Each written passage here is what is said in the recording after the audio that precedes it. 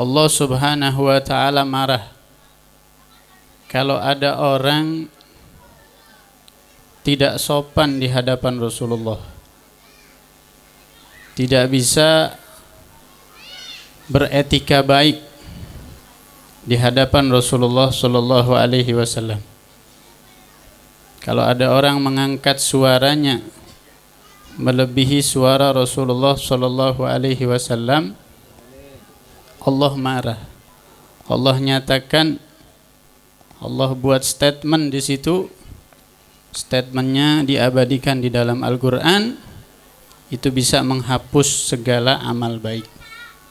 Ya ayyuhalladzina amanu la tarfa'u aswatakum fawqa sawtin nabi wa la tajharu lahu bil qawli kajahri ba'dikum ba'da an tahbata a'malukum wa antum la tash'urun.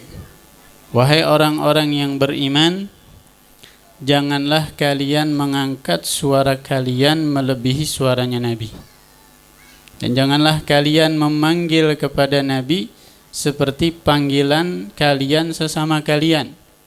Antahbata a'malukum, itu akan menghapus amal kalian. Wa antum la tash'urun, sedangkan kalian tidak merasakannya. Dihapus amalnya, kebaikannya dihapus tanpa dia merasakan. Tahu-tahu nilainya sudah tidak ada. Dihapus amal itu, Pak, sama seperti orang murtad ibaratnya. Habis amal baiknya. Bayangkan, Allah marah kalau ada orang tidak sopan di hadapan Rasulullah sallallahu alaihi wasallam. Cemburu Allah Subhanahu wa taala kepada kekasihnya, yaitu baginda Nabi Muhammad sallallahu alaihi wasallam. Ayat ini turun. Ketika ayat ini turun, itu ada satu sahabat yang kebetulan suaranya lantang. Namanya Thabit bin Qais. Begitu ayat ini turun, dia kepikiran. Merasa ini ayat turun buat dirinya, padahal belum tentu buat dirinya. Ya, para sahabat Rasulullah SAW itu ya sangat khawatir. Mereka belum tentu salah, sudah menganggap dirinya salah. Dan kalaupun mereka seandainya salah, satu kesalahan saja sudah menyesali. Itu ketika ini ayat turun, nangis. Di perjalanan ada satu sahabat namanya Asim, melihat Thabit bin Qais ini nangis. Akhirnya tanya,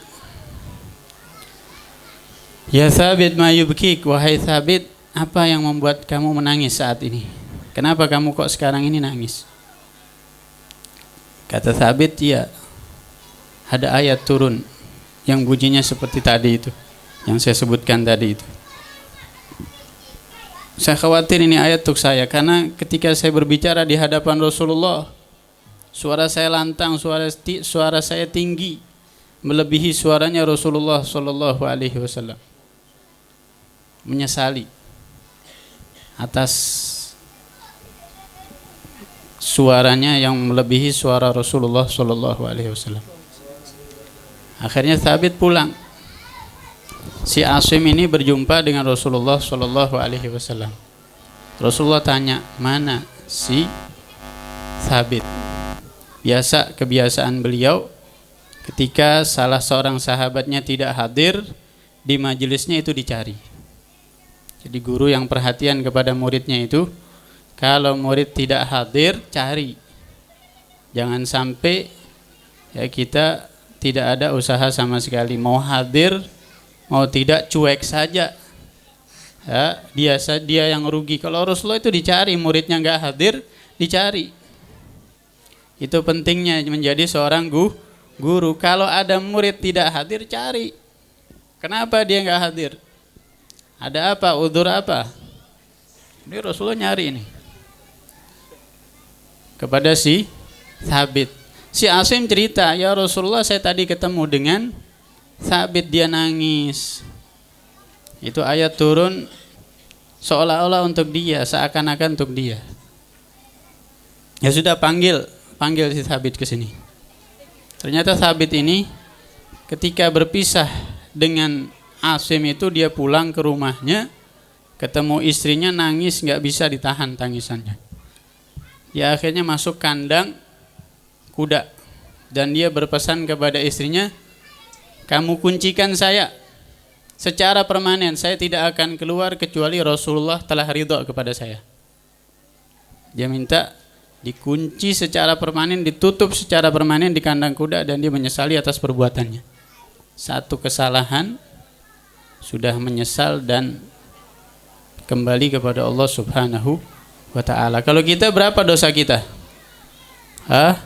Gak bisa dihitung, banyak dosa, tapi enjoy saja. Ya, kita banyak berbuat dosa, tenang saja. Marhaba. Kalau mereka sangat khawatir ya. Akhirnya datang ini Thabit karena perintah daripada Rasulullah Shallallahu Alaihi Wasallam untuk memanggil Thabit. Ya, si Asim datang untuk memanggil Thabit. Perintah instruksi daripada Rasulullah Shallallahu Alaihi Wasallam. Dibongkar itu. Ya. Paku-pakunya semua dibongkar. Kenapa? Rasulullah manggil dia. Ya Thabit, Rasulullah memerlukan kamu saat ini. Dibongkar, dipanggil, dia dibukakan itu. Dia datang ke hadapan Rasulullah SAW. Kemudian Rasulullah menawarkan kepada si Thabit. Ya Thabit, apakah kamu ingin hidup mulia? Hidup kamu dipuji. Hidup kamu enak, bahagia. Kamu mati syahid. Iya ya Rasulullah. Ya, Rasulullah sudah dengar dia punya satu penyesalan. Ya, orang kalau sudah menyesal atas salah satu perbuatan itu akan ada nilainya di sisi Allah Subhanahu wa ta'ala.